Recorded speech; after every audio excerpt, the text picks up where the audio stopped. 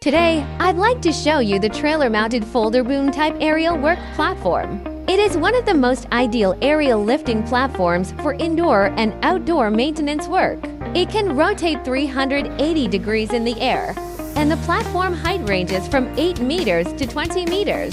It is driven by diesel, batteries, and AC, and is widely used in community units, road lighting maintenance, high-altitude maintenance in factories, construction sites, and so on.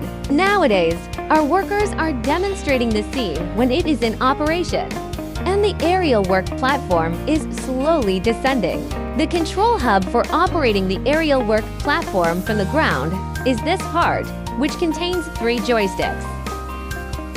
This is the scene of using a mobile loading bridge as a pedal to load the trailer-mounted folding boom type aerial work platform onto a freight truck.